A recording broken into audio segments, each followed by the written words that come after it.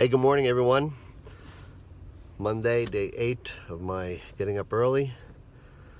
And start with a story about a priest had a small church out in the Midwest, and it started to flood, and the water got up about 2 feet, and the boat went by and ran inside and told the priest, listen, it's going to flood, it's not going to stop, you got to get out of here. And the priest said, don't worry, God's going to save me.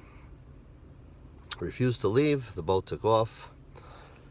Now the water gets higher and higher. It's about 5 feet. He's up to his head in water. A boat comes by and says, Father, you got to go. You're not going to be able to make it. He says, don't worry, God's going to save me. Refuses to go in the boat. Now the water is up almost to the top of the roof. He's on top of the roof, and a helicopter comes by, and megaphone goes, Father, Father, grab onto the rope. We will save you. And he waves the helicopter off and says, don't worry about it. God's going to save me. And sure enough, the priest drowns. He goes up to heaven, and he's in front of God, and he says, God, how come you didn't save me? And God said, what are you kidding? I sent 2 boats and a helicopter. So the reason for this story, it's kind of touches base on steps 1 through 3. And I'll get more into that later. I'm not going to dive too much into it today, but we're going to go through the 12 steps. I'm going to take you through addiction. We're also going to relate it to everyday life. So we're going to do some basic stuff, and we're going to get into some more advanced stuff. There's a reading that when I go to meetings, it says, the steps are written so simply that we could follow them in our daily lives. And what that implies is that the steps are very deep, but they're written simply so that it's easy for us to follow, because we have to keep things simple. So we're going to start with step 1. We admitted we were powerless over our addiction, that our lives had become unmanageable. Now, you go to AA, it'll say over alcohol. You go to something like Marijuana Anonymous, they'll say, powerless over marijuana. I'm just going to use the NA, which is all-inclusive. It just says our addiction.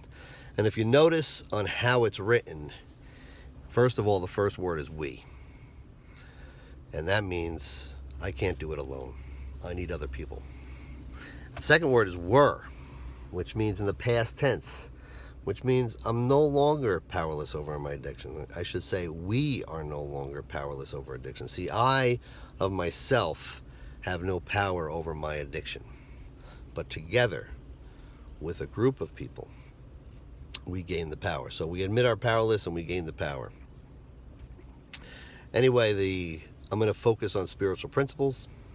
And the spiritual principles in step 1 that I'm going to focus on are honesty, acceptance, and surrender.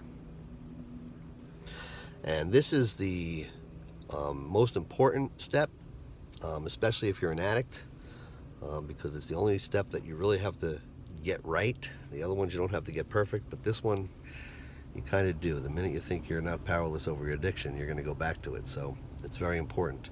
But this applies to a lot of areas in life. And if you ever had anybody just say, let it go, let it go. And of course, my granddaughter's singing Let It Go these days from Frozen. But it's very common. Just let it go. And it's letting it go is not a one step, okay, I'm just going to let it go. There's actually a process. Like most things, our brain processes things, and we have to understand the process. And steps 1, 2, and 3 will allow you to learn how to let things go. So it's not only for addicts, it'll learn how to apply this in everyday life. So I'm going to end it. I got a lot of work to do today. Have a great day, and God bless. Bye.